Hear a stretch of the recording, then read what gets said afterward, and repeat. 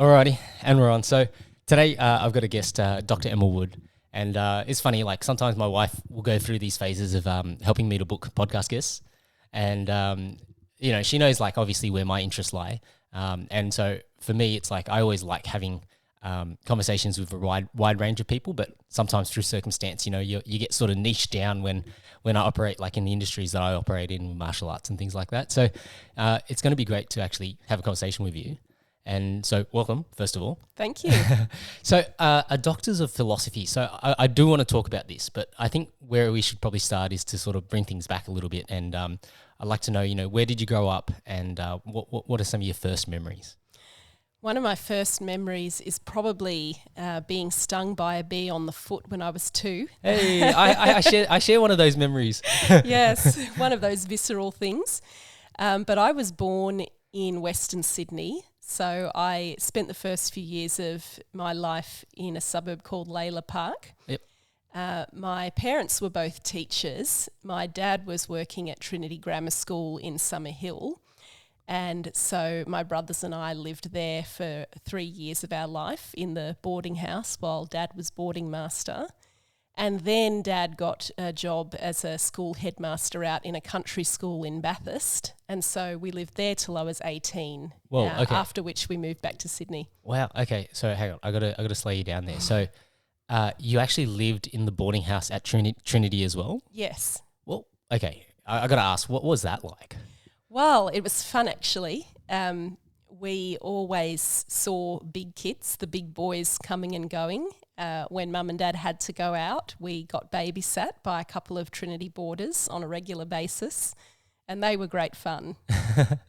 And sibling wise, so you mentioned brothers. How many of them were you? I've got 2 younger brothers. 2 younger brothers. So you were the oldest. I was the oldest. Okay. Yeah. And out of curiosity, what was the age gap between you guys? About 2 years and 3 years. Okay. 2 between the first 2 kids, 3 between my 2 brothers. Fair enough. So, do you remember much about Layla Park, or so you only were there for a few years before you moved into the Trinity? They're only scattered memories. I have memories of going for long walks in the park. I remember the green grass and sunsets, and I remember the play equipment that we used to go to. I've got images of that, these nice 80s dingy playgrounds that weren't safe by today's standards. So memories like that I still have, but they're only small. Yeah. And then, so when you were, had you started school when you were at the Trinity boarding house? Yes, we went to Yo Park Infant School in Ashfield, which is just a short walk down from Trinity. So yes, that was, at the time, it had a big merry-go-round in the playground, so that was a fun experience. And out of curiosity then, what kind of student were you? What did your teachers used to say about you? My teachers used to worry about me because I daydreamed all the time. I wasn't what you'd call a model student for a lot of my school life, actually. I think sometimes my teachers certainly felt like I didn't see the point of a lot of schoolwork. I often didn't appear to understand what was going on. I probably didn't because I was head in the clouds thinking of other things, thinking about the story, the fantasy story I was cooking up in my head, or the game I was going to play with my brothers, or just following random trains of thoughts to as far as they would go, I suppose, which is what you do as a philosopher. So I think there were signs there of where I'd end up. Yeah. So have you always had like this, I guess what's the right way to put it, like a creative imagination, or this, ability to like spend a lot of would you spend a lot of time by yourself playing and like coming up with ideas and things like that? Like, I guess I'm just trying to think about your childhood. Like, did you spend a lot of time playing with things, or did you spend a lot of time creating your own little worlds, so to speak? Yeah, I did spend a lot of time creating my own worlds. I loved to draw. I loved to draw and write stories, and that is probably where I spent most of my time. I was definitely an introvert, still am. But I did have a love for patterns as well. I enjoyed Lego while I was a kid, so I enjoyed machinery. I enjoyed creating things. I enjoyed playing chess quite a bit. So there was a mixture of the I suppose both the creative and the logical strain of thinking that philosophy involves there. So yes.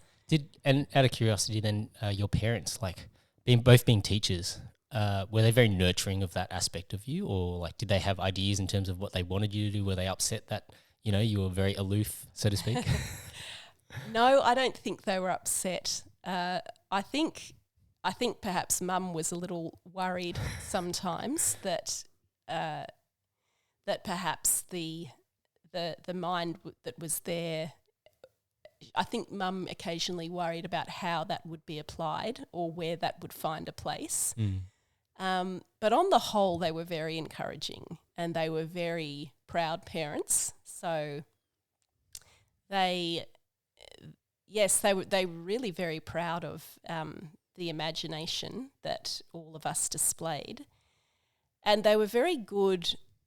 They're very good parents actually at giving us confidence in the fact that being a bit different and being unique and not being a typical crowd follower was okay. And in fact, there was something really special to that. Yeah. And so my parents were excellent on that front. So out of curiosity, do you remember any of like the techniques or not techniques, but like how would they reinforce that with you? Like, do you have any fond memories of that? yes, I do.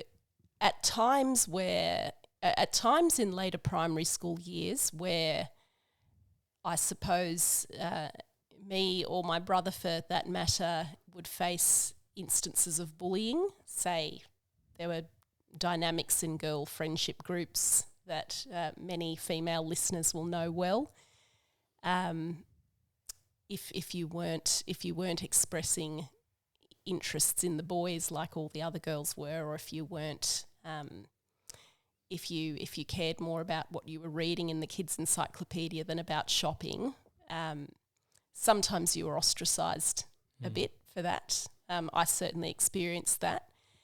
But my parents always reminded me that these ideas, these interesting ways of thinking, that I could be proud of them, and perhaps others who didn't have these ideas going on in their head were missing out on a lot, actually. It's an interesting one because I see it in my own kids as they're going through primary school and things like that. Like girls start young when it comes to establishing not like a pecking order, but like already like my daughter is in year 3 now, but like even in year 2 she was already talking about, oh no, that's the mean girl group. And so it's like they already recognize that, okay, these people are treating other people in a mean way or something, and so then they've already been labelled as like the mean girls, so to speak. Yes, I've seen it with my own daughter too, only from year 1 last year. So it is crazy how early it starts. Yeah. Yep. Yeah, and I think helping the approach that I've taken to that in terms of like trying to assist my daughter through those things is like trying to explain to her and be very transparent with her about certain things. Like the example I often would use is like swear words as an example. Where the kids would obviously learn swear words in the playground or they've heard other children say it.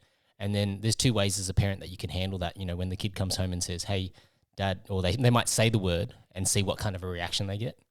And, you can either choose to flip your lid and be like, oh, you're not going to wash your mouth out with soap kind of a thing. Or you can be like, okay, why are you using that word? Where did you learn it from? And, it was quite funny because with my own daughter, like she wasn't pronouncing some of them right. So I actually corrected her pronunciation first. And I said, if you're going to use the word, let's get the word right, okay? And now let me explain what the meaning is, and let me now explain why we don't use it commonly. And thankfully, majority of the times, like my kids don't even use the words. The hard thing is that whatever the oldest one learns, the younger ones learn straight away. So probably not so good for my son, being a kindergartner, knowing all of the swear words already. But to his credit, at least I don't hear them. When he's at home, he might be using them at school. Who knows? But yeah, like that was like, I guess my experience in terms of like, when you're trying to handle some of these difficult situations, like rather than shy away from the conversation, like lean into it and make sure that they actually understand it. And then almost like giving them some autonomy to understand, okay, yes, these like bad things are going to exist, but you have a choice in terms of whether you want to utilize, like, do the bad things, or you want to. Oh, yeah, exactly. Out of curiosity, from your parents being teachers, like they would have had a lot of experience with that, from school grounds and things like that. Like, were there any times where they had to do some navigating with you? Not too much, I don't think. Not in my teenage years, at least. I think maybe perhaps the most challenging things for my parents came with questions that I would ask about the Christian faith that they had inculcated in us from a very early age. So I mean, the typical problems that you had with teenagers back then, thank goodness there were no smartphones back then, but the typical problems you had with teenagers back then, say drinking a lot or experimenting in ways like that, my parents didn't have a great deal of grief about that, certainly compared to others in my year. But I think the more challenging thing for two parents probably was the extent to which I have wondered, what if everything I believe is wrong? So very early on, I've always had a love for Jesus. I've always had a love for the Christian faith, and I've always regarded it as the most satisfying, compelling story of human existence that there is on offer. Again, though, given personality, and this comes with the territory of being a philosopher, the tendency to ask, what if I'm wrong, almost never goes away. What if everything I think I know is wrong? It's pathological. Some people would call it pathological. And so I very frequently questioned my parents on the veracity of the Christian faith. Questions would range from difficulties I had with certain scriptural passages to other aspects of doctrine, questions about free will. The problem of evil was a huge question, atheistic argument that bothered me for a long time. And probably most recently, probably over the last 5 years, what has been probably most perplexing for my mum and dad is my consideration of the merits of Catholicism. I was raised Protestant, so yes, as I've been looking into Catholicism more over the last 5 years, I have found that there's more to it than I previously thought. So yes, I give my parents grief in that way. That's actually, it's kind of heartwarming for a parent to sort of have an inquisitive child. Yes, there are times when, those questions probably become a bit much, and it's like, okay, can you just relax? And, can we have dinner? And then, perhaps we can talk about some of these things. Like, I think there would have been some of that going on. But it's also, I think it's also one of those secret blessings of being a parent is that you get to challenge your own perspectives as well. I sort of viewed becoming a parent as also having an opportunity to perhaps learn some new skills and revisit some things that perhaps I didn't get the same opportunities for when I was a kid. So, when my kids are trying to do something or learn something, I can now be inquisitive about what they're doing and try and like learn a new skill at the same time, right? But when it comes to like those critical thinking skills and those ideas, like I think there's a lot of people out there that, are seeking those answers. Yeah. I can say, for me, I'm on that journey as well, where we ask these questions about, and I actually, we will digress and talk about some of those ideas that you're talking about, like the concept of evil and some of these things. But I think, there is a lot of merit in actually spending that time to consider, what is the foundation on which your logic is built upon? Because as we know with any sort of structure, if there's no solid foundation, the building will quickly crumble. That's right. Right. And so if for a lot of people, as an example, they're built up in a religious household, then they built their foundation on religious doctrine, so to speak, if their understanding of the doctrine isn't sound, then if it's too shallow, especially.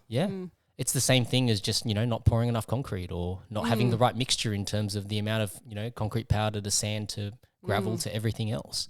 So there's so many different aspects that need to go into that. And I think that ultimately faith and spirituality is an individual's journey, right? Like I think, the approach that I sort of take with a lot of my method, not so to say talking about persuasion or teaching, so to speak, but I think it's very important that, people have to come to those conclusions themselves, right? And so I think, it's great to provide a lot of thought starters and have people to then, contemplate the ideas, and then ultimately it's up to them to go and say, okay, do I have an interest in this? And if so, then I need to pursue what are my answers to it, right? Yeah. So, as an example, like one that I've sort of, and granted, like my own depth of research into this hasn't been extensive, but I think, there is enough sort of evidence to go and say that Jesus as a historical figure existed. Now, the deeper question that I have to ponder now is, well, what does that mean in terms of like, do I believe that he's the Son of God? Do I believe that he's God? What do I believe in relation to that? And then, there's a secondary aspect of like, okay, for me currently, and this will, ignite all the Christians and the Catholics, because to me, I sort of at the moment have this belief that it's not so important whether Jesus was God, but the fact that God exists to me is probably more important at the present moment. That I do believe that there is a God, right? Because that provides me with some guidance in terms of how I should conduct myself and live a life. That if I ultimately believe that, there's reasons for holding yourself to moral accountability and being a good person, then that to me is the benefit that I'm finding at the moment. Now that this will change throughout life, right? And it's quite funny because even in when I was in high school, like I had friends that were Christians and things like that, and I was probably more Buddhist at the time. And so, having those conversations and much like, you were probably giving your parents grief. I remember, having long-winded conversations on like these portable phones, cordless phones in the house, with some of my friends that, when I think back on it, I'm like, why was I even talking about this stuff? Like, it was just weird to explore like, these ideas. But obviously, they had a Christian background, so that was something that was important to them. And so then we would have like these little mini debates, which actually sounds very nerdy when I sort of think about it. But I did go to a selective high school, so it's great. You'd hope that those conversations would be going on at a selective high school. Yeah. So I'm a bit curious then. So what was the change like for you when you had to move out to Bathurst, to a different school? I probably didn't think much of it at the time. I probably spent most of my time at that age doing outdoorsy things, riding bikes. I loved the beach, so I probably missed the beach, but that was okay because we went to the South Coast every year for summer holidays, so that wasn't so bad. But I loved nature. I loved riding my bike. I was quite the tomboy, and so moving out to the country I probably didn't think much of it at the time at 8 years of old, except, great, this is more room for me to ride my bike. I think in terms of where I grew up, I think it became more difficult as I got a bit older, because without wanting to sound too disparaging about my place of upbringing, there is a certain Australian country mindset that can be a little bit small sometimes. Often very sport obsessed, very normy, if I can put it that way, and so perhaps some of the opportunities to think, to explore ideas in the peer group that I had at school, probably that's where I felt most constricted at times, and then obviously by the time I left school, most eager to move on to uni and come back to Sydney. So it was probably more in high school where I felt that I wasn't getting the the people I wanted really to bounce ideas off and to share in ideas, that was really when I think the move was hard. As a primary schooler, it was mostly fun. Yeah. Later high school, it was a bit of a different story. It's kind of nice that we have this opportunity to really like explore ideas and thinking, because like, you know, and the way why I say this is because like if our society, and we weren't fortunate enough to be in a first world country, like if we were in a third world country, our priority would be survival. And all we'd be thinking about is like, you know, where do I find my next bit of food, or where do I find my next bit of water? And so, you know, all of your mental capacity is now taken up by chasing, you know, survival and surviving, so to speak, that you don't get the opportunity to then look at some of these more complex things and then actually think about, you know, what are some of the problems that exist in the world, and why is it important to us, you know? But because I think ultimately, you know, human beings, we're all sort of problem solvers. You know, we find ways to solve problems. And so, you know, we're sort of guided by what are the circumstances around us. So if we're in a third world country where the problem is survival, well, we're going to be focused on survival. And then as our circumstances become a little bit better, perhaps now it's no longer about survival because, you know, we have enough, whether we're doing agriculture and growing things and farming and those sorts of things to then sustain ourselves. Now we start to look at, okay, what is the next thing that the problem we need to solve? Yeah. So the next problem then becomes we need to solve commerce and trade, because, you know, me as a farmer, I might produce a certain crop. I don't want to live off just eating corn as an example. I need to be able to trade that corn for something else. And that's why I guess the benefit of money, so to speak, is that, you know, it allows us a medium for which we can transact. And then, you know, likewise, then, you know, we get into this society that starts to become a little bit more commerce and trade oriented. And then that then leads to its own little problem of, you know, when things start to become a little bit more capitalist and things like that, like where is the line in terms of, you know, should we have a society that's very capital driven, you know, and capitalism driven, or should we have a society that is a little bit more socialist? And, you know, what is the right medium of the two? Is there a right answer or is there a wrong answer? And it's kind of interesting because I ultimately sort of came to this perspective that, you know, whether you take the left path or the right path, in its truest sense, both are trying to achieve the same objective, but they're just two very different means of trying to get there. Well, I think, yes. I mean, I think to use the extremes as to just talk in extremes for a sec, I think the economically right-leaning person would define justice in a way that is very different to an economically left-leaning person. But I think justice obviously is what they're both after.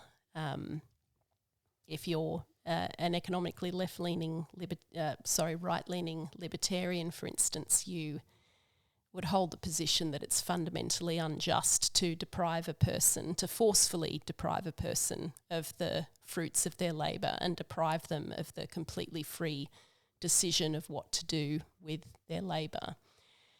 If you're an economically left-leaning person, you would look at the situation and say, well, no, the starting point that we get in life, our starting lot in life is not fairly distributed. And if, for instance, if you're born into a wealthy person, you don't earn the resources with which you start. You don't earn all the chips with which you bring to life. And so there needs to be some sort of redistribution, even if it's forceful through tax and the provision of the whatever we regard as necessities.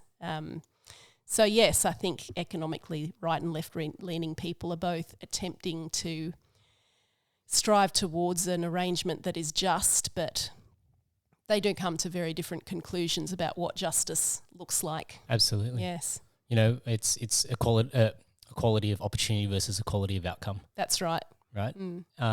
You know, and I think, you know, an easy example for people to sort of understand is like if you were in a class and they said, and the lecturer said to you, hey, what we're going to do is we're just going to take the average of everybody's score and that will be your mark at the end of the semester. You'll have people that will just not do anything, right?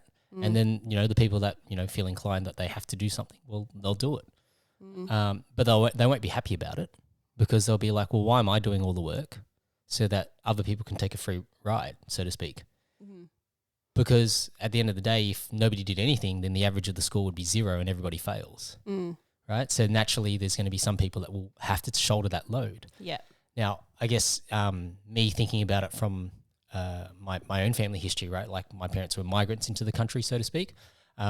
I think of it from the perspective that, you know, why we are fortunate to be in Australia is because we had that equality of opportunity for them to work and do the things that they wanted to do and find a way to make a living, right? So I guess naturally that makes me a little bit more right-leaning in my perspective because the fact that my parents were happy to, put in the sacrifice to make a living and provide our family with a foundation, like I don't think that should be taken away just to give somebody else who, you know, might be fresh into the country, so to speak, to just, you know, sort of be given a free ride, right? So it's quite an interesting thing to consider because I agree with you. I think ultimately, yeah, both sides are looking for what is just or what is, you know, right. But the methodology is actually very important, right?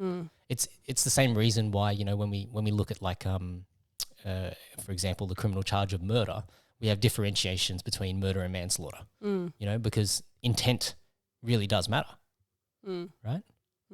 So we're going to go down these rabbit holes, and I'll try and like pull it back. But if there's any thoughts that you want to explore, I'm more than happy, like, you know, for us to just go as far down the rabbit hole as we possibly can. So when it came to, you know, the end of high school for you, out of curiosity, what subjects were you studying, and then what did you have any idea what you wanted to do after that? I think I was studying 4-unit English. I was studying, what was it? Design and technology, general maths, which I should have studied harder, ancient history, music, and goodness, it's so long ago that I struggle to remember, but those are the ones I can remember. Yep. Yes. And so did you have any idea what you wanted to do after high school? I think I figured out that I wanted to study philosophy at university when I read a book called Sophie's World. Okay. It's a fictional story of a girl called Sophie who meets a wandering philosopher, and he takes her on lessons through the history of philosophy by drawing on some of her everyday experiences and observations. And as I read that story and read the history of ideas packaged that way, that first sparked the interest for me. So I think it was in year 11 that I read the book, and I think by year 11 I knew I wanted to study this at university. If this was something you could do, I wanted to do it. Wow. So it was a very impactful book. Yeah. Yeah. Did it answer any questions for you? Like were there thoughts that you were pondering that book then managed to express in a way that you were like, oh, that makes sense? Well, it certainly raised a lot. Probably created more questions than it answered. Yeah. Yeah. And then so what university did you end up studying your bachelor's in? I went to Sydney University. I graduated from there in 2008. 2007, was my last year at Sydney Uni. I took a year off studying to just earn a bit of money, enjoy living outside of home. I worked as a primary school teacher's aide for a year, just enjoying the job, enjoying just having a break from the study. I knew I wanted to go on and do PhD, but I took some time first. In that year, I was dating my husband, and we got engaged in that year too. So during the first year of PhD study, we got married. Eventually, we ended up in New Zealand, lived there for a couple of years because my supervisor, whose ideas I was critiquing in my philosophy thesis, lived in New Zealand. And so I transferred from Sydney over to the university, Victoria University of Wellington in New Zealand, to finish off my PhD thesis. Again, largely because the academic who was king of the area that I was looking at was living there. Well, out of curiosity, what was the thesis on? So the thesis was on moral error theory. So to explain what that means,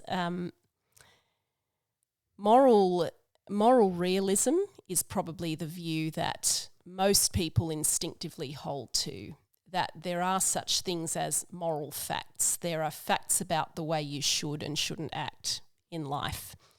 There are objective truths that are not just matters of opinion. A lot of people like to say that people don't believe that we're relativists. We think that morality is a matter of opinion.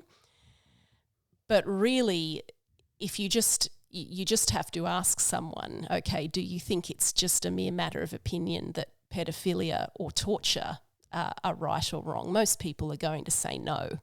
So most people, I think, are instinctively morally realist. We believe that there are such things as moral facts. Can I pause on that note, right? Because I think that in today's society, absolutely. But if we were to go back, say, 500 years, I think the answer would be different. I'm not sure that it would. 500 years ago, especially when society was far more theocentric than it is now, and God's commands were taken to be a foundation for morality.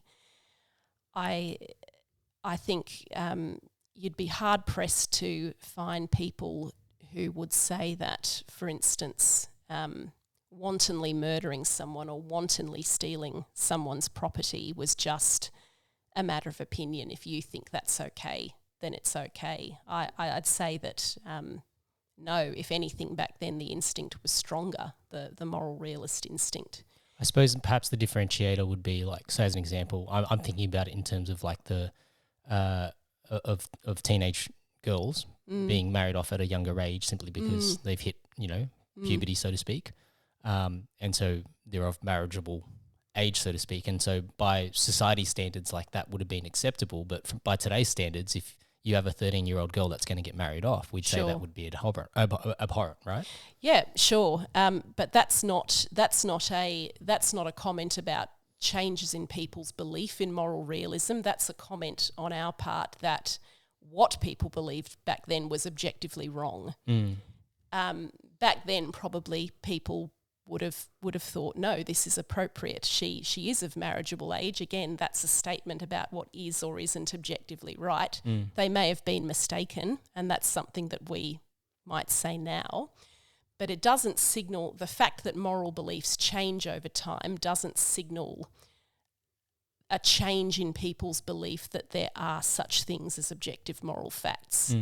What we're disagreeing about when we compare our views to people of the past is the content of what those truths are. Yeah. See, it's funny because I've sort of come, I would agree with you. In the past, I wouldn't have. Like I had this conversation with another friend of mine, and I would sort of say that to me, morals are relativistic, if that's the right way to put it.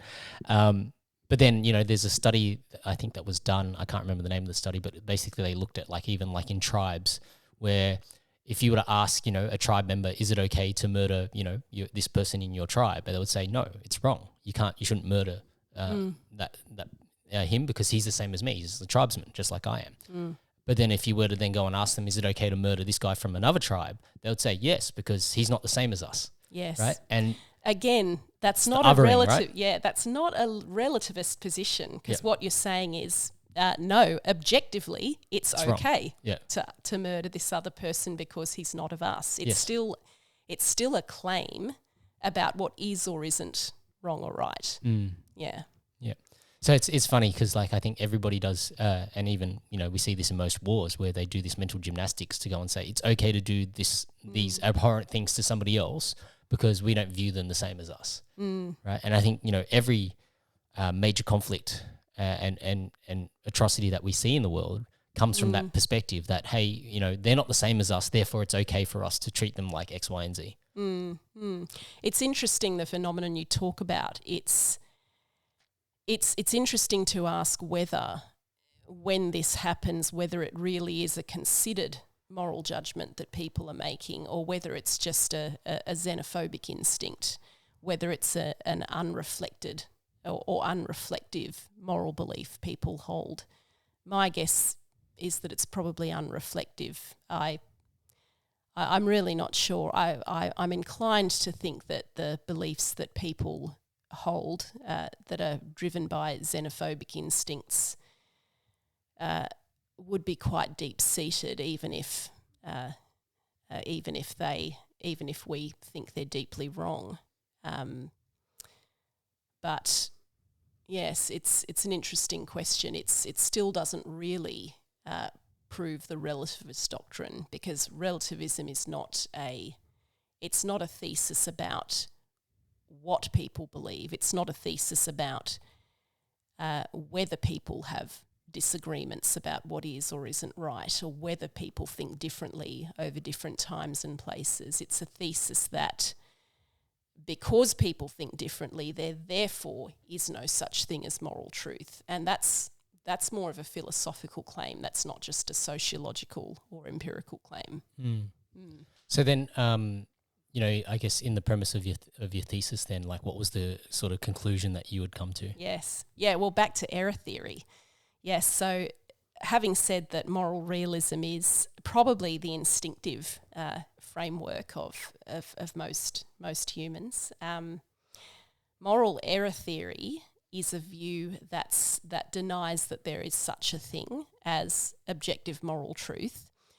But error theory doesn't do what the relativist does. Relativism is a view that essentially says that the truth of a moral belief is merely relative to the person who holds it. So if you believe that, say, female circumcision is a permissible, then that's true for you, if I can put it in that pithy way. The error theorist just says, well, no, all moral claims about what one ought morally to do or not do are simply false, because they're trying to refer to a realm of reality that just doesn't exist. By analogy, the moral error theorist sees moral thought and talk in the same way that the atheist sees theological thought and talk.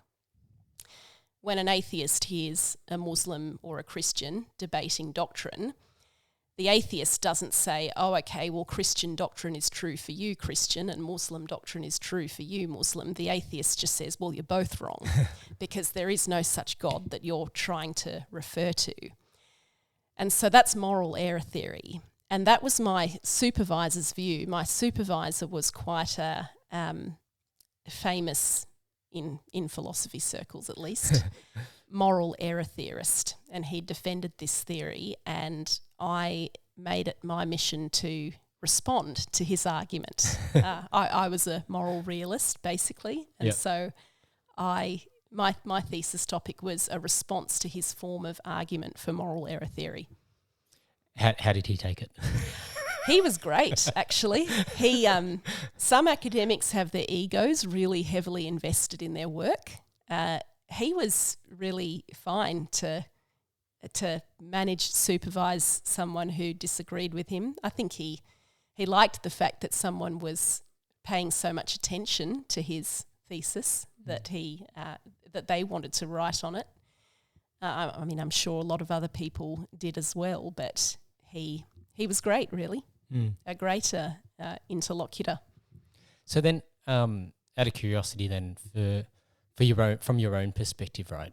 When we talk about this idea of objective truths, are there any fundamental objective truths that you think are true objective truths, so to speak? Well, yes, I think the most uncontroversial ones would be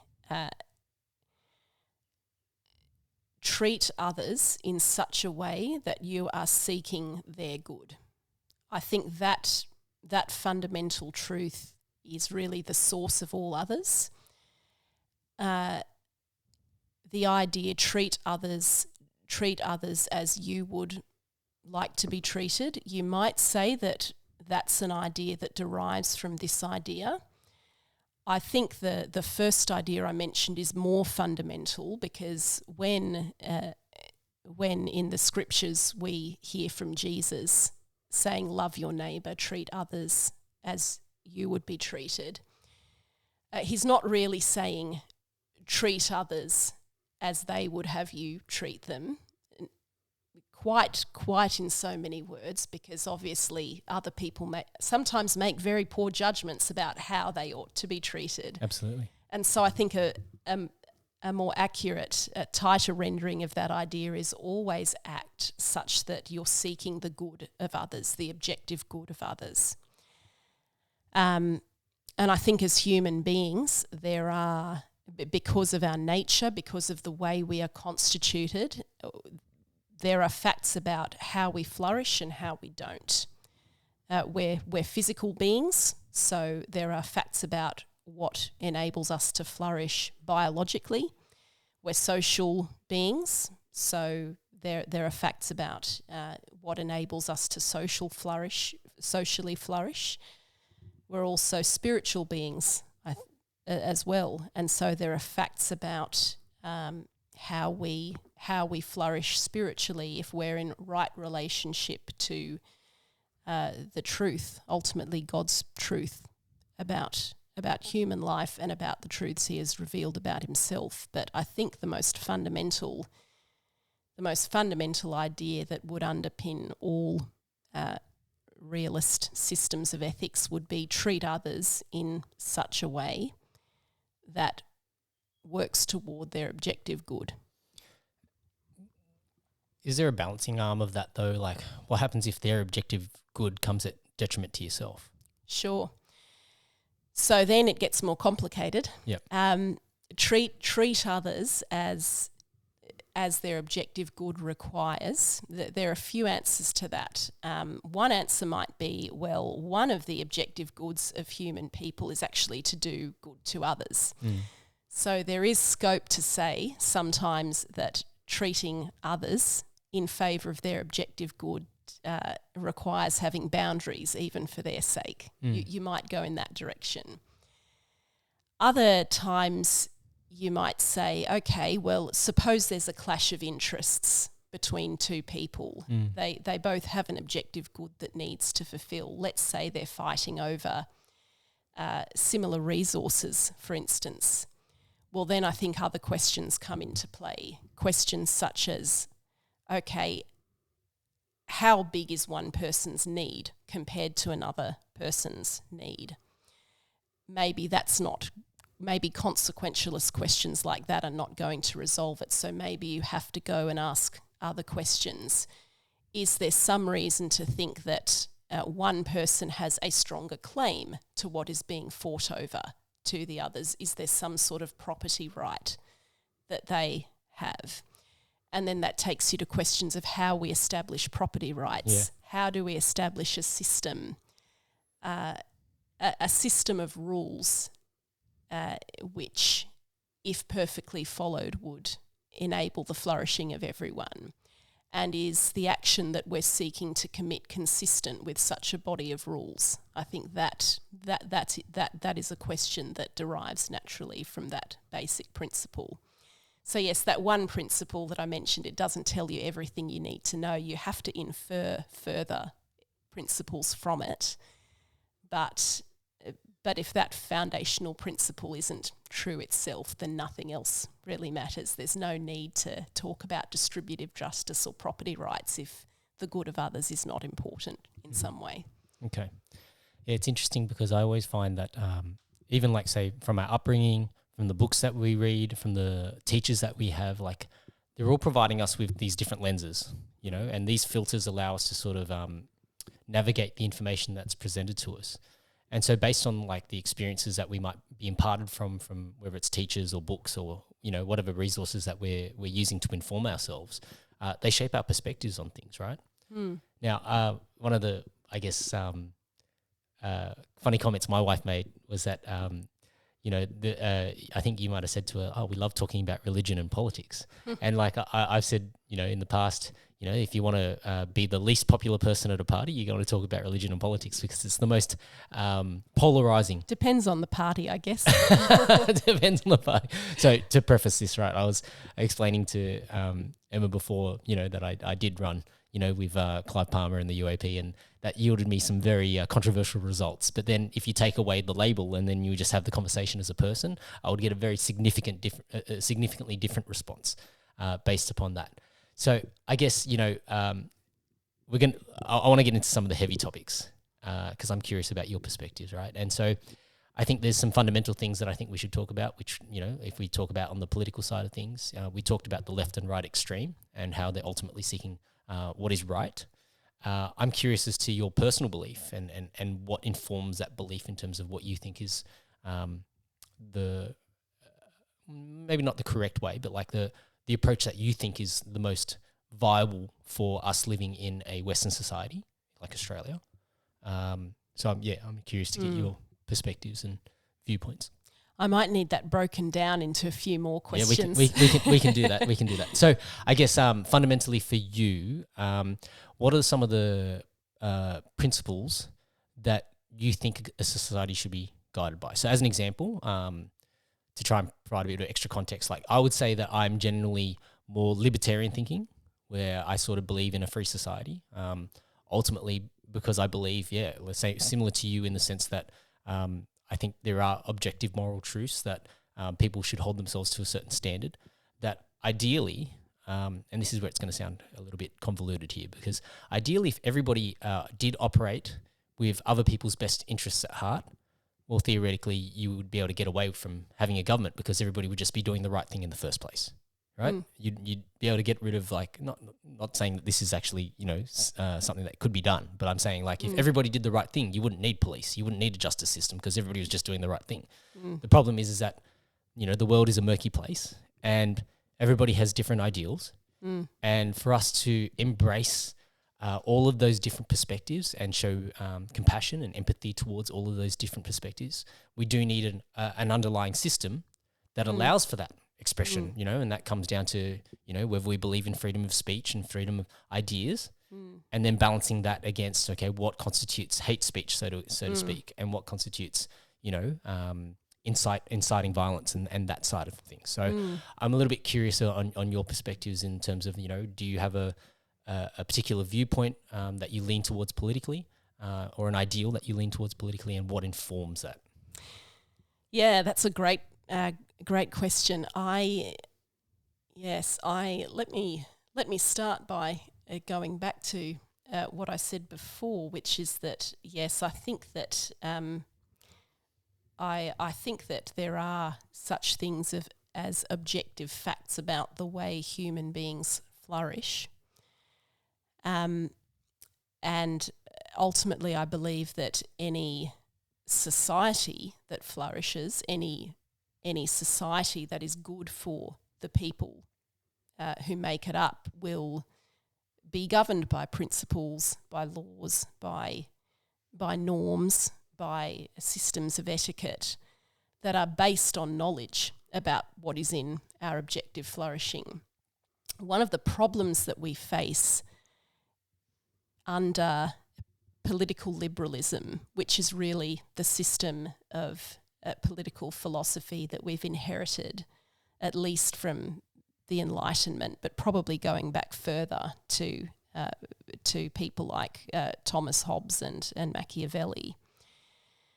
The difficulty we have, and this is the fundamental difficulty in a lot of political philosophy, it's the problem really that the discipline is trying to solve, is that, as you say, we do have people, we do have societies, we've ended up in societies in which people radically disagree about what is in objective human well-being. And what political liberalism says to people fundamentally is, well, you decide for yourself what is good for you. Let her decide for herself what is good for her. My view, essentially, and I follow a lot of contemporary Catholic thinkers in this, such as Patrick Deneen, author of Why Liberalism Failed. my view is that system doesn't work terribly well. For one thing, if there is an objective good, if there actually is an objective human good, it obviously doesn't work very well because you have society operating in ignorance of that fact, and that is going to cause real harm to people. They're not going to flourish as they could. I think there are a number of symptoms of this failing to flourish as we should, such as family breakdown, drug abuse, lacking the certain characteristics that make for a society that is genuinely happy to be in community, of people that are genuinely happy to be in community with each other, rather than people that just live together in this non-aggression pact, basically. So really the question now that we have, and you alluded to this question in some of the things you said before, the question we've got now is, okay, if you're a person who believes that there are objective goods that humans ought to be seeking, and that politics, as Aristotle argued, is supposed to be the art that finds ways of realising these ends for people, what do you do now about this state that we're in the modern world? And it seems to me that there are two possible answers. One, I think, is the libertarian answer, which says, okay, ultimately no, if you are living in society, if you are living in a state that says, for example, abortion, for example, is part of a woman's right, it's part of the way women flourish. Women don't flourish if they don't have this available. If you're a person who fundamentally disagrees with that, then you should be able to secede from the state and form a society of like-minded people, such that when you are taxed for resources, when you give your money, you're actually giving it to things that you endorse as a citizen. One of the downsides of liberalism, particularly the liberal welfare state, is that people are in the situation very often of having to subsidise things that they fundamentally disagree with, because the state holds a very different worldview, different worldview beliefs from them, despite claims of neutrality. There really is no such thing as secular neutrality. So I think the libertarian approach is one thing, this idea that it might ultimately be better for the world if we lived in smaller states, smaller societies, where the norms we believe in as citizens we actually do believe in, where if you want to inculcate certain norms in your children, and of course libertarians are big on the rights of parents and the rights of families, if you want to inculcate those norms, then you should be able to censor material that is going to undermine that. And again, that will be part of your constitution as this society. And if at any point you feel that you can't endorse the norms of the society that you're in, you're free to secede from the society. So that is a position that I'm quite sympathetic to. Another position that I'm quite sympathetic to is essentially the idea that perhaps just a revival of Christendom might be the best thing for the world. So again, let's go down that pathway, because yes, my wife would love this one. So. Yes. So I get into interesting conversations about this all the time. I talk to people who say it's a great thing that Christendom has declined, because now people who are Christian really are Christian. They're not doing it just because they've been forced into it or socially conditioned. To which my response is, well, are you really saying that in the Middle Ages, when it would have been almost psychologically impossible to be an atheist, it would have been almost psychologically impossible in Europe in the 1400s to not profess some sort of Christian faith? if you think that Christianity, if you're a person who thinks that Christianity is true, I normally have these conversations with Christians, which is why I'm using this example. Are you really saying to me that that is not a good thing, to live in a society where Christian belief comes quite naturally to you because society is permeated with it? I think when people, and I'm thinking of Christians here, when Christians who are friendly to the idea of liberal secularism cheer the demise of Christendom, I think they think what's going on is finally people are being free and enlightened and only the true Christians remain, whereas really what I think is going on is, no, actually, because Christian faith is so much harder these days, actually it's being eroded. We also have to remember that Christian civilization, as we call it, brought many benefits to the world. The outlawing of infanticide, the outlawing of sexual slavery, again, in the late Roman Empire. Really, it was a Christian initiative, those things. So we have to remember, again, this question of objective goods.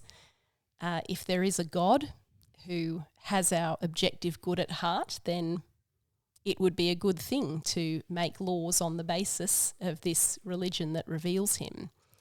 Of course, I haven't touched on everything I'm saying, by the way, only makes sense if Christianity is actually true. So I give any listeners that who thinks that one of my premises is just mistaken. But I suppose what I'm saying is, if you think that Christianity is true, then fundamentally what you ought to want is a society that can be based on Christian principles as far as is prudent.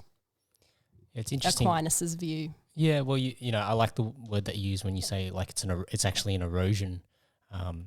You know, as we no longer really live in a Christian society, even though that's what the principles of Western society were built on. We've definitely moved into like a secular style of democracy now. And I think human beings, like we get conditioned into this idea that, and I think this goes down a slightly different line of thinking of consumerism, because the idea behind consumerism is that you're always conditioned to want something bigger and better, or, you know, more flashy or better technology or whatever the case may be. And so that everything seems to become, it's a quick fix. You know, there's a simple solution, and the solution is that you buy the next big, better and shiny thing, or the next greatest technology that's going to solve all of your problems. And if you look at like how marketing is devised, you know, predominantly when you watch an ad, that's what it's going to do for you. Like in countries like New Zealand and the States, where you can see pharmaceutical ads on the TV. They're showing, you know, people running through the fields and happy, and it's like, this could be you. All right, and it's selling the panacea, the silver bullet.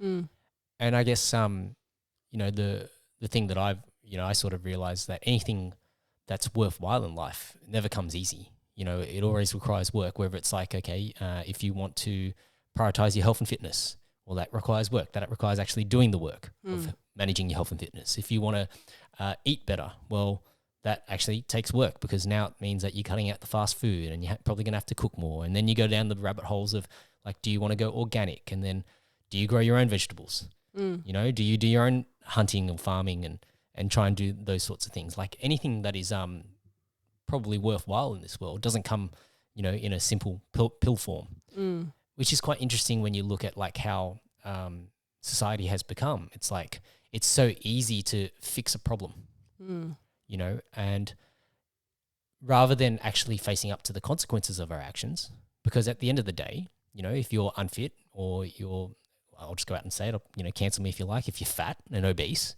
right? There is a certain set of circumstances that have gotten you into that position, right? And that could just be, you eat like shit, you don't work out, right? Like, there's no point me sugarcoating it, because if fundamentally you aren't doing the right things in terms of looking after your health, there's only one person to blame if your health suddenly declines, right? But then, you know, we sort of have this whole system when it comes to our healthcare, and that's basically around, well, you know, you're fat, well, here's a drug, you know, whether it's a Ozempic or whatever the latest fad diet drug is, you know, take this and you'll lose weight. Or we can staple your stomach, or we can, you know, do all of these procedures or provide you with certain medication that is going to fix your symptom, but it never addresses the root cause. I guess where I want to go with this is because I'm actually quite curious about your views, and we're going to get into a pretty heavy topic here, and talking about, abortion and women's rights and things like that. And people will probably say, "Oh, Johnny, you got no fucking right to talk about this." Sorry for the language. But I'll just provide you with a perspective, like my male perspective, in this regard. That, I've always had this, the old line: if you do the crime, you do the time. Like I've always had that line in the back of my head. So when it's come to so let's call it sexual activity, so to speak. If you do the crime, you do the time. As a man, like if that was to happen with my partner at the time, well, I would have to step up. Like that would be my personal perspective on it and what I would choose to do. I don't say that to white knight or anything like that. I just think that morally, I think, and especially when I look at my kids now, like I could not envisage a world for me without them. Like they are my world. And like, if I was willing to, basically do the crime, so to speak, and do the things that I wanted to do with my partner, then, rightfully so, if there are consequences, and that consequence could be a child, I don't view it as a consequence. I actually view it as a positive. But, for me, that would be something that I think is such a... Parenthood to me, like being a father, is like such a wonderful thing. And it's almost like I feel like motherhood and fatherhood can often be viewed as an inconvenience nowadays. It's inconvenient to my career, or it's inconvenient to my life, or I'm not ready for this, or it's so easy to view it as a problem rather than view it as what it truly is a blessing. Right? Yeah. What you're talking about there, when you say if you do the crime, you do the time. There are a number of things, ideas you're referring to there. One idea is the idea that there are such things as natural obligations. So, again, under political liberalism, I'll say this again, where the way of thinking that we're used to is that you only have a special obligation of care to someone if you decide to opt into it. The idea that you could have an obligation to someone purely because you're biologically related to them, again, is an idea that our current worldview really mitigates against, and I think it shapes a great deal of the way people think about abortion. Another concept you referred to is what's known in the literature as the responsibility objection. So this is the idea that if you voluntarily have sex with someone, this objection doesn't apply to cases of rape, obviously, but if you voluntarily have sex with someone, and one of the foreseeable consequences of this is the creation of a new life, then you have responsibility to care for that life. I think one of the and it's an objection I fundamentally agree with, really. I think one of the limitations of the responsibility objection, however, is that it doesn't always address the fact that, particularly in a post-sexual revolutionary culture, the situation of a man, the relationship of a man towards his biological child is very different from the relationship of a woman to her biological child. Because we're living in a world now in which we have collectively decided sex doesn't need any special commitment, sex does not need to belong in marriage, it doesn't need to be restricted to any relationship that has the offspring in mind, then what that means is that now, en masse, we're in a situation in which when a woman gets pregnant, the man can walk away without consequence and a woman can't. And so a lot of the bodily autonomy language around abortion, really, a lot of the equal citizenship justification for abortion is really a line of thinking that says, well, look, because of this unequal situation, women need abortion. I say that in inverted commas, women need abortion in order to even out this uneven playing field. Because if a man can walk away from sex and a woman can't, obviously that's going to have huge repercussions. So I think the responsibility objection is ultimately correct. I think we're correct to say if you have sex with a person, you do need to shoulder the consequences of that. But I think what is often left unsaid is the sexual ethic that entails. The sexual ethic that entails is that sex is restricted to relationships between men and women, where commitment is a component, where if a child comes along, there is joint responsibility for that. And this is something that pro-life feminist legal scholars talk about all the time, the problem of reproductive asymmetry. The problem with the sexual revolution being basically that its solution to reproductive asymmetry is to give women abortion, which really just further ingrains this individualistic approach to sex that we live and breathe. Whereas the old-fashioned approach to the old-fashioned solution to reproductive asymmetry was to require that men be married to the women that they have sex with. And so, yes, the responsibility objection is fundamentally right, but you can't have a pro-life view without the traditional sexual ethic is something I'd hasten to add, because if you're pro-life but you don't embrace and promote the traditional sexual ethic, then that's not a pro-woman stance, because essentially you're saying I'm okay with this situation of equality. There's got to be some solution to it. Do you, from a personal perspective, and just thinking about like the history of like the women's rights movement, so to speak, I don't know if you've done a lot of like I'm guessing you've probably done a lot of like your own little research and looking into it. Like I'm just curious about. And please school me on this, because like I probably haven't done anywhere like to the level of research that you probably would have had a look for yourself. And granted, like as a typical male, it's like kind of like I sort of have that perspective. It's not my problem, but like I sort of view, as I said, if you're going to do something, then you have to have the responsibility. And that funnily enough, we call that being a man. Some people would call that.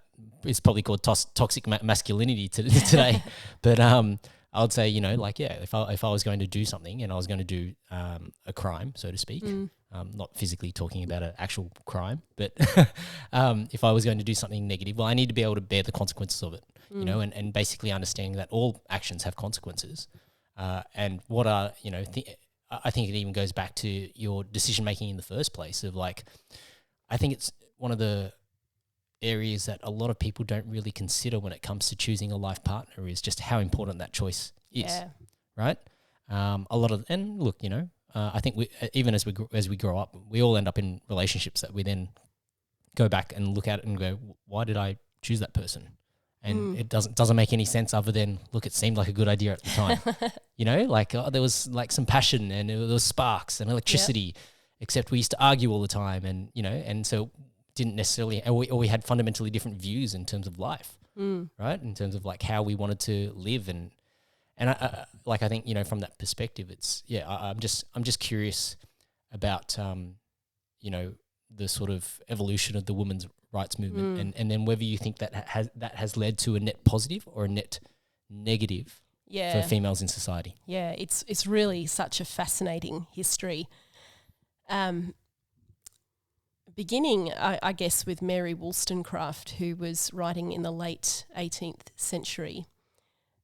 Her vindication of the rights of women is a great place to start when reading about the history of modern feminism, I guess you could call it.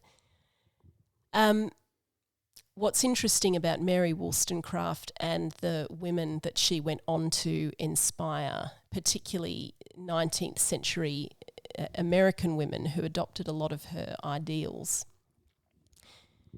the injustices that Mary Wollstonecraft saw in her time included, they were wide-ranging, but they included the lack of legal protection, the lack of recourse women had who were suffering from abusive partners, unfaithful partners, partners who were not fulfilling their duties. Women really were seen as being the same legal entity as their husband. This is a law known as coverture. So this was an injustice to women because often women would be in these situations suffering terribly and really having no right as a legal person in and of themselves to address that. Should they escape their marriage, they had no right to take their children with them. Often the children suffering equally. There was, when Mary Wollstonecraft was writing, also there was a rampant, we may be surprised when we become acquainted with these facts, but there was a rampant libertine culture where it was viewed as somehow manly to be able to seduce a woman.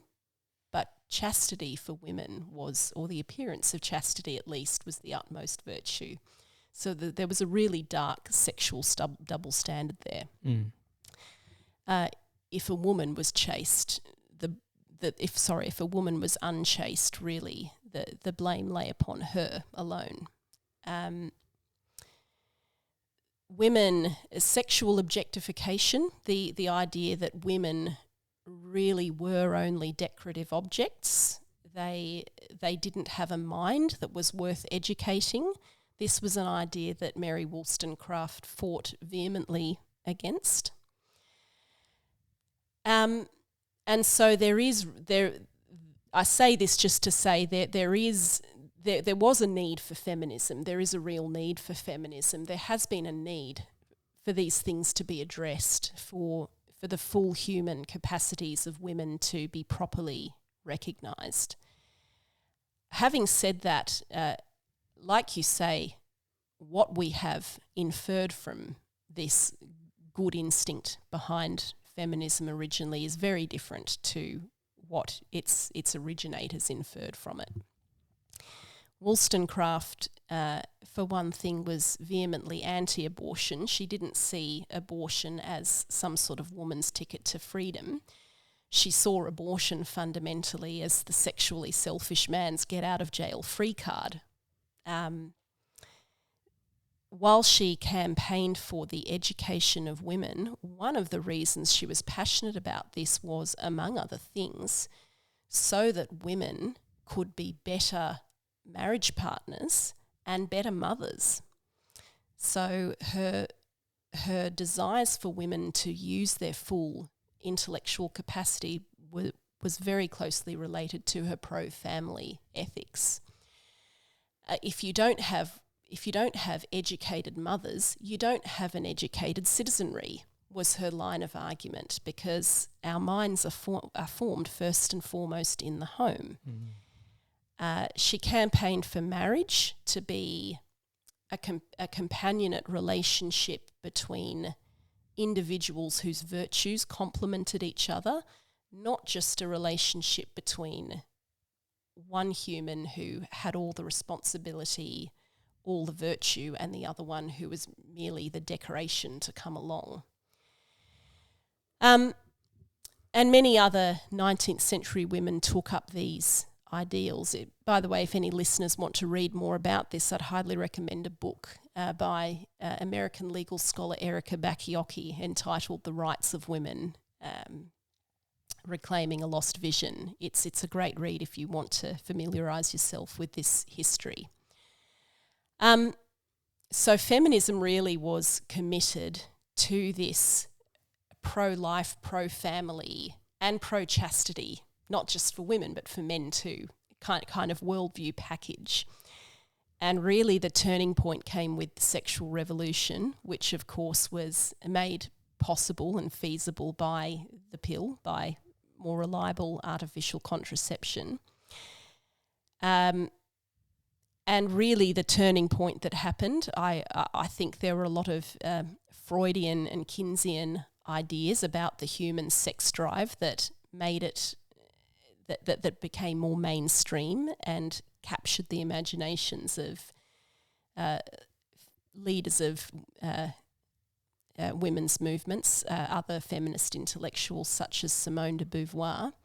This idea that to restrict the sex drive in any way is to oppress one's true self. I suppose this line of Keynesian Freudian thinking made it into women's intellectual circles. And really what that meant was that feminism dovetailed with the sexual revolution, a movement which was largely driven, of course, by elite men, as these things always have been. And that's really the moment in Western cultural history where abortion comes to be seen as a path to woman's true freedom, as a path to true equality. But feminism originally was not committed to that. It really, what we now have is a corrupted form of the original movement. I think that happens with a lot of things. Like there are instant, like, you know, we see this even in the Catholic Church where, you know, the instances of child abuse and things like that. Like there's a lot of movements that, you know, start with good intentions, or societies or businesses that start with good intentions, but somewhere along the line, they do get corrupted. The question is then, you know, how do we address these problems? And you know, and the reason why I think this is important is because, you know, like even like when we think about our political system, like you can't just and I know this is going to jump topics a little bit, but you can't just go and tear down a system just because we suddenly say that it's unjust today based on what we know now, that we should just tear it all down and start again. Because there are a lot of fundamental goods that originally came from it, but over time it's like we operate in this cycle where it's like suddenly we lose the lessons of the past, and then we go, okay, well that allows for this, and then now the next generation sort of, you know, the easiest way I can put it is like if somebody was to ask me about my parents, I can probably tell you about my parents. If they were to ask me about my grandparents, I can tell you a little bit less about my grandparents. If you were to ask me about my great grandparents, I can't tell you a thing.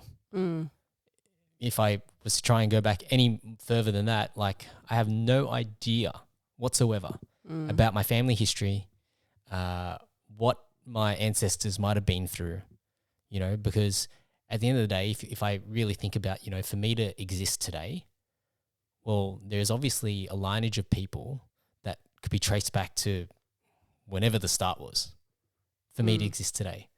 And so, like, I think, you know, there's often talked about like this line of like, you know, 400 trillion to 1 is the odds of you being here today, right?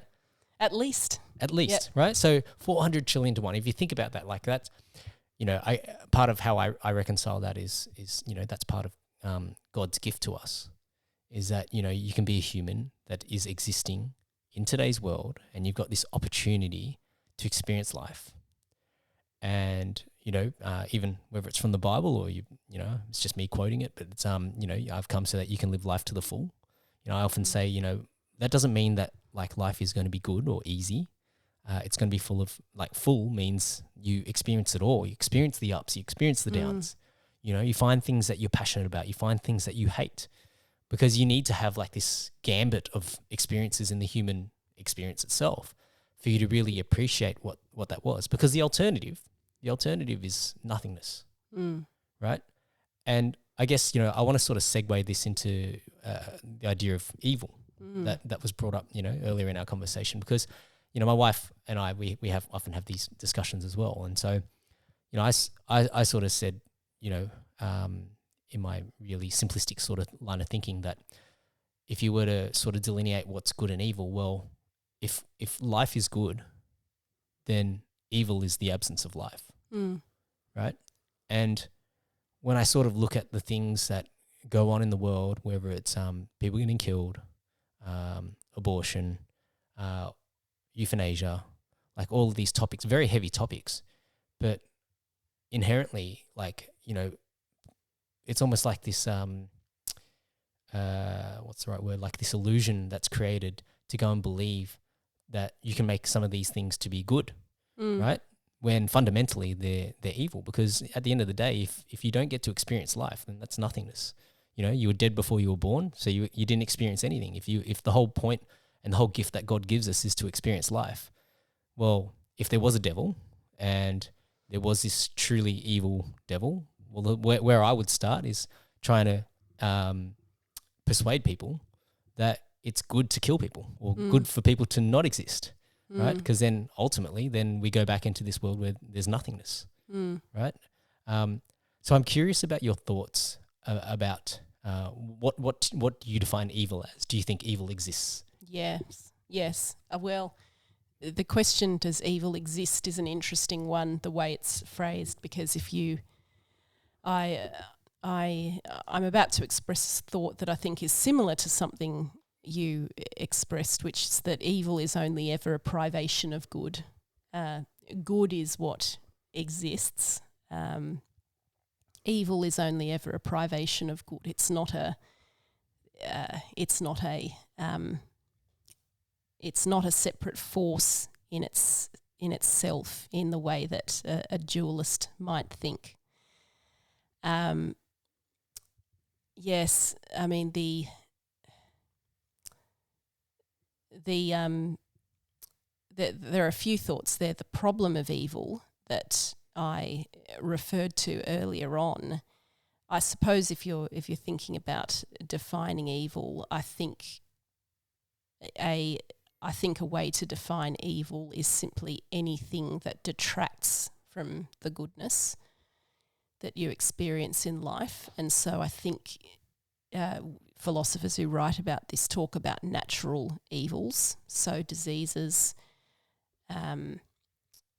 accidents, natural causes that are just the cause of pain. I think I'd be inclined to say any instance of pain is an instance of evil of a certain form. And then there's moral evil that consists in our deviating from our proper end, and deviating from the ways in which we are to live with others, such that their good is realised as well. So evil really is anything that detracts from the way that life should be, is how I'd define it if I could give a definition of it. The problem of evil that I mentioned before, this is a problem that used to bug me quite a bit, is sometimes it's called the problem of suffering. And that is the idea that the argument that if there is such a thing as an all-powerful, all-loving God, then you would expect evil not to exist. Supposedly such a God could create a perfect world. The world evidently isn't perfect. There are things that should not be, that happen and that exist in this world. So this is evidence against the existence of such a God in the minds of people who make this argument. And there in that argument, again, evil is defined, I think, also as anything that detracts from the way that life should be. Yeah. The suffering one's an interesting one, because I actually remember having this conversation with one of my friends in high school on the portable phone. Shout out to Michelle. And to me, I don't necessarily view suffering as evil. I think suffering actually gives us an opportunity to be closer to God. And so I guess, if I speak from a personal experience, obviously, well, actually, I probably haven't shared this story as yet. So my father passed away in late December. And I was sharing this with Emma before the podcast, in the sense of my dad was diagnosed with pancreatic cancer last week of October, and it was on the Wednesday he got the formal diagnosis, and then I went to see him on the Sunday, but he had actually had a stroke. He was due to start chemotherapy on the Monday, but obviously, a stroke is a contraindication. You can't start chemo. And so basically he spent, 3-4 weeks in the hospital trying to relieve the issues with the blood clotting and things like that to allow him to come home. And I guess how much time have we got? Yeah, okay, we've got a little bit of time. So I'll try and explain as much as I can to help people understand, why I have this view on suffering. So basically, my dad hated being in the hospital. He could still get up. He could do everything physically was really fine for him. It was just he had aphasia, which means that his words were all jumbled. And like the Sunday that I went to see him, my brother had actually saw him the day before, and he messaged me and he said, "Oh, it's actually quite sad. Dad's not lucid at the moment. Like all he can talk about is work." I'm like, "What do you mean?" And he goes, "Well, you'll see for yourself when you go see him on the Sunday." So I go see him on the Sunday. And I had already, knowing his diagnosis, I knew that the prognosis was not good with pancreatic cancer. It was stage 4, had already started metastasizing in his liver. So I'd written a whole bunch of notes and questions that I wanted to ask him and things like that. And I didn't realize, how bad his aphasia was. And so, I spent some time talking to him, and obviously one of the things that I think is a blessing about getting a cancer diagnosis is that it allowed me to obviously share, some of the things in my heart with him, and obviously for him to feel those things as well. That, if he was to pass away suddenly, that I wouldn't get that opportunity to do so. So whilst you can say that suffering is bad, in that particular instance, that suffering allowed us some more time. Yep. Right? So, and then what I realized, talking to my dad and spending that time with my dad is that, yeah, it did sound sad because the only nouns he could use was files, tacks, and folders because he was an accountant for 50 years. And it wasn't that all he could talk about were his files, tacks, and folders. He didn't have any other nouns in his vocabulary. Like the stroke had obviously lodged itself in part of his brain that impacted his ability to speak. And so he'd be pointing at the clock and saying, "What's the file?" And he's asking me, "What's the time?" And so I then worked out, okay, Dad actually understands me. He can understand what I'm saying. He just doesn't have the right words to express himself. And through, I guess, trying to be as empathetic as possible, I managed to spend, 5-6 hours with him and actually understood what we were talking about. He was asking me questions about my family and my kids and, if I'll be okay. And he was apologetic about some of the things that had happened, throughout our time together and throughout his life. And,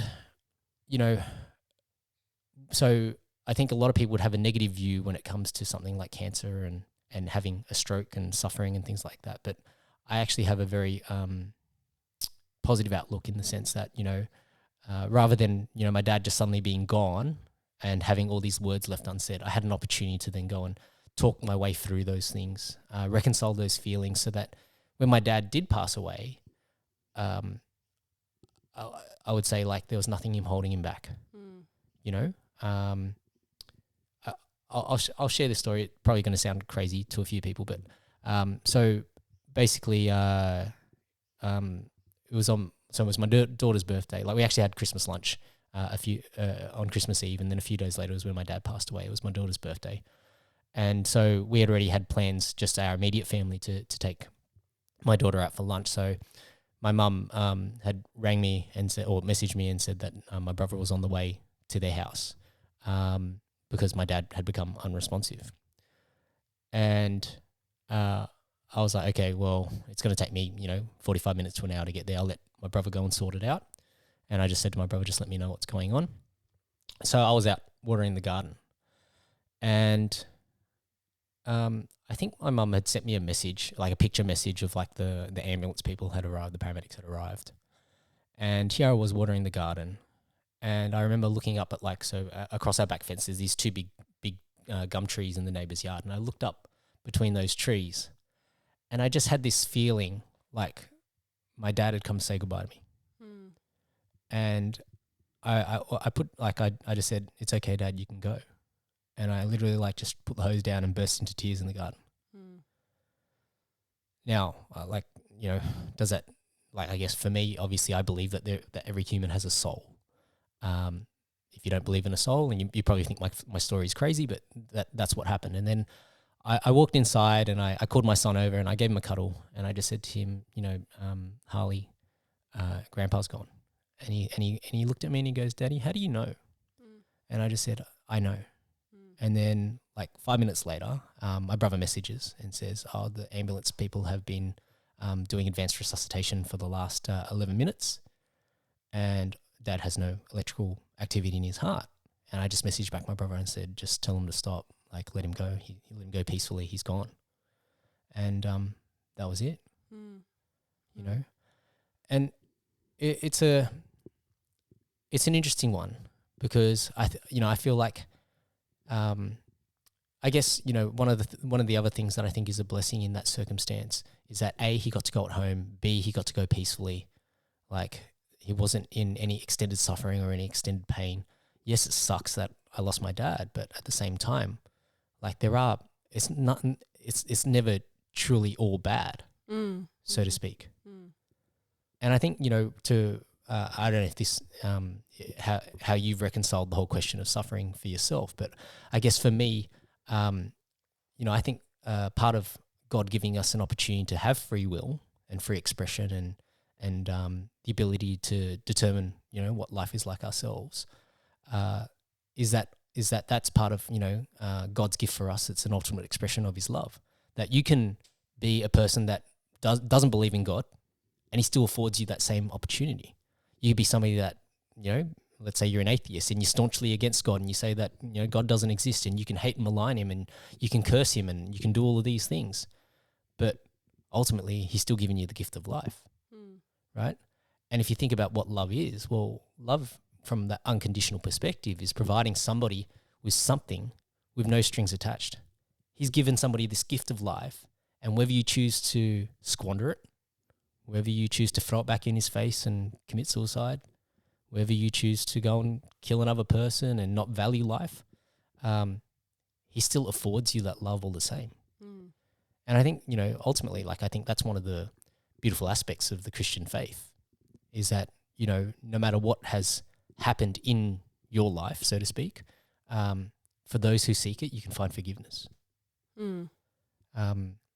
Out of curiosity, have you reconciled that question of suffering in your own mind? Like, what's the lens that you sort of come to today? Yeah. Before I answer the question, I wanted to just say a few things about some of the things you shared. Namely, that I agree that suffering. I agree that suffering can produce much good fruit in life. There are good things that can come out of suffering.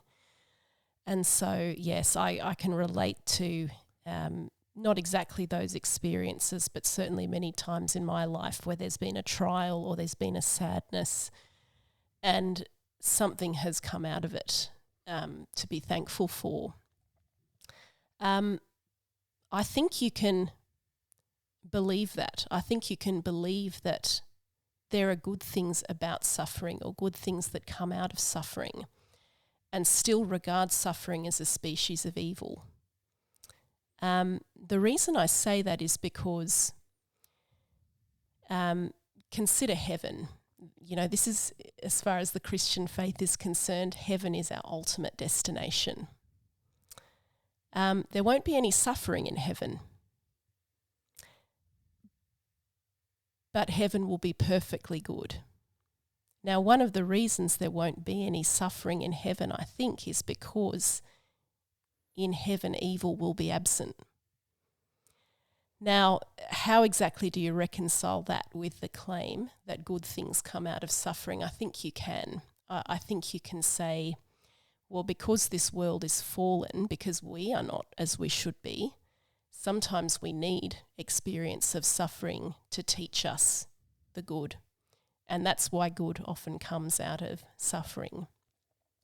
But, and this is me kind of steel manning the problem of evil. It's the opposite of straw manning. So to steel man the problem of evil, to make it the argument as strong as it possibly can be, a question that naturally follows is, okay, if we're going to be free in heaven, if we're going to be without suffering in heaven, and we're still going to be perfectly good, why couldn't God have created heaven initially?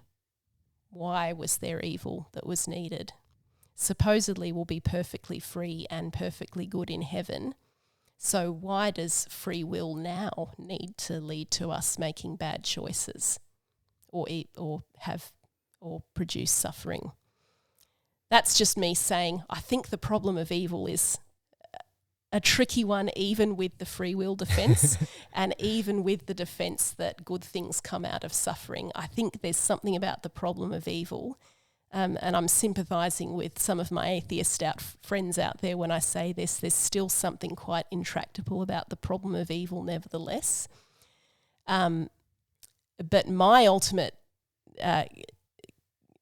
answer to the problem of evil, this is sort of the response I prefer, is to say, well, okay, ultimately the conclusion I come to is that on one level, evil really doesn't make sense. If Christianity is true, on one level, the existence of evil, it's a really, really perplexing thing. And I can really sympathise with those atheists out there who find it to be a barrier of faith.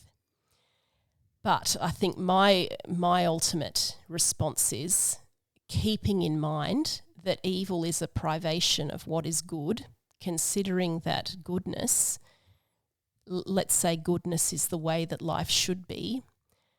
Ultimately, you can't have evil unless you have good. Evil in its existence is parasitic on goodness. There can be no evil if there are not also facts about the way life should be. There can't be evil unless there are if there are no ultimate goods. Now, if you grant that there are goods, which you have to grant, if you grant the existence of evil, the question you're then led to naturally is, okay, well, is there such a thing that is ultimately good? Is there a source of goodness? Again, I think you have to say yes. Nothing comes from nothing. There must be a source of goodness. There must be something from which goodness ultimately comes, of which no further perfection can be admitted. And that, as Aquinas would say, is what we call God. And so my ultimate solution to the problem, it's not really a solution, but I suppose my response to the problem of evil is it's a Thomistic one, ultimately. It's to say, yes, evil is a really puzzling, perplexing fact about existence, given everything that the Christian faith affirms. But the bigger fact, the bigger undeniable fact about existence within which the fact of evil fits, is the larger fact of the existence of ultimate goodness and the source from which that goodness must come. Yeah, I like that line of thinking because I use the analogy of, let's say if we think in, really simplistic terms that, good is white, black is evil, right? If all you could see was white, then you wouldn't know technically you don't see anything. Because without the gradients and the colors, to offset each other, without contrast, all there is nothingness. Whether the color was white or whether the color was black, you wouldn't be able to tell because all you could see was one color. So I sort of feel like, to go to what you were saying, and I do agree with this, is that, something doesn't come from nothing. Ultimately, if we view it as almost like a zero-sum game, God, whether you call him a creator, whatever you want to call him, has always existed. This universe that we exist in is just a piece of that. I'm not saying that that's everything. I'm not saying that, for the zero sum to be equivalent, it's 1 minus 1 on one side of the equation equals 0. And then, whether you bring the one, if you bring the 1 over to the other side, well, 1 is equal to 1. The only problem is that, as the numbers get larger, the extremes get larger as well. So for ultimate good to exist, therefore ultimate evil has to exist as well. I want to just qualify that because that's actually, I disagree with that. Okay. Yeah. I would say that because evil is not an existence in itself, evil is only a privation of what is good. I think that good can exist without evil, but evil can't exist without good. The relationship is asymmetrical, and I think that's part of what I think this is actually part of what it means to reject dualism and embrace Christianity. The locus of existence is in good, and evil is only ever a detraction from that. So it is possible to have a perfectly good world without evil, because good is its own existence. Good is not parasitic on evil. Evil is parasitic on good. How would you know what is good without the presence of evil? You don't need to know it. You don't need.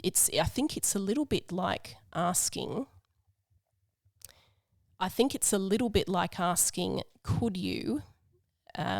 Could you ever experience eating food without ever having been hungry? I think logically you can. You can experience eating food without ever having gone hungry. You're still experiencing something real. In the Garden of Eden, for instance, before the fall, Adam and Eve were still experiencing the goodness of creation without it having been corrupted, and what they were experiencing was still real.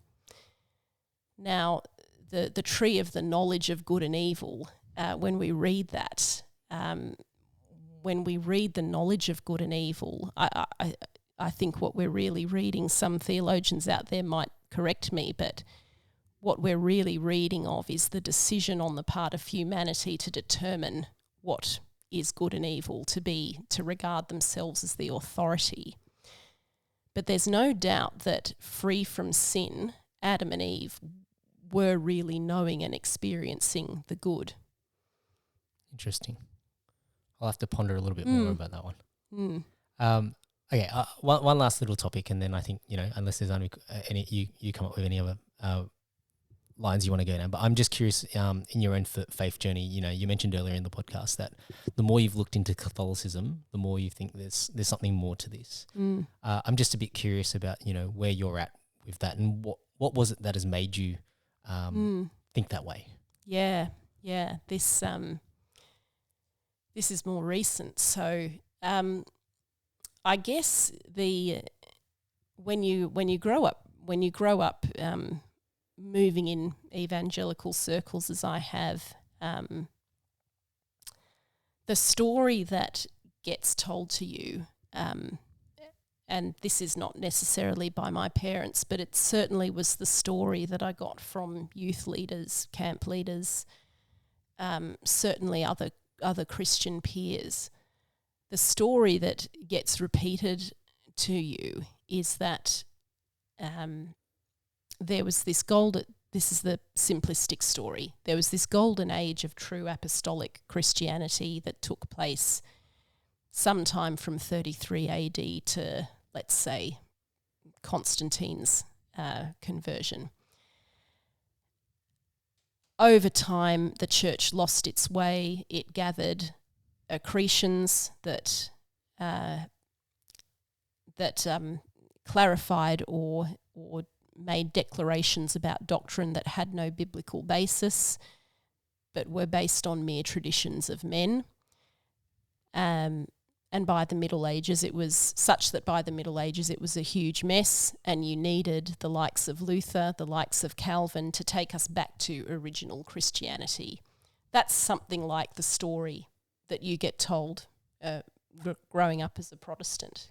And really, my thinking on this has shifted due to a number of realizations. One realization is that when you look into church history, when you look into the writings of the church fathers, actually you see the seeds of Catholic doctrine very early on, in the 1st century, in the 2nd century, in the 3rd century.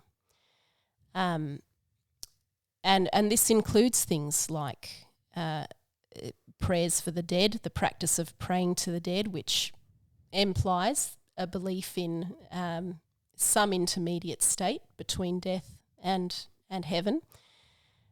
You see belief in the real presence, the real bodily presence in the Eucharist, almost universally, I should say universally affirmed. A lot of these, the question about, what does baptism do? Baptismal regeneration, that's another big one. All these key doctrines that Catholicism takes its stance on, you see the seeds of these ideas very, very early on. Maybe not articulated with quite the level of specificity that they end up being articulated at Trent, say, but certainly you see what John Henry Newman would call the seeds of that doctrinal development from which the later organism springs. And I suppose coming to find it plausible that this organism of doctrine that we have with the Catholic Church is in fact the same, albeit a more developed one, as what original Christianity was, has been a big mind shift. Also the idea, I think, that I've always had trouble with sola scriptura. I've always really had trouble with ideas like the perspicuity of Scripture. The idea that I think, if memory serves, the Westminster Confession puts it that Scripture will be clear to the learned and the unlearned alike. This idea has always baffled me a bit, because there's a whole industry of biblical scholarship that goes on year after year in which a lot of people, we're still trying to figure out what it means. Obviously, the idea that whenever you read Scripture, you bring an interpretation to it, you bring a hermeneutic to it, you bring with yourself a theological tradition when you read Scripture.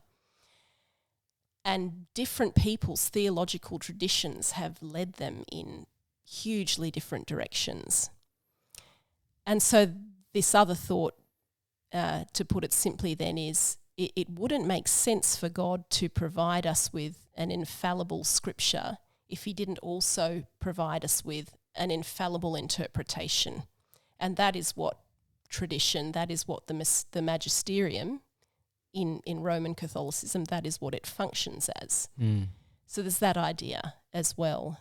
And also, just on biblical grounds as well, the idea that justification and sanctification are different processes,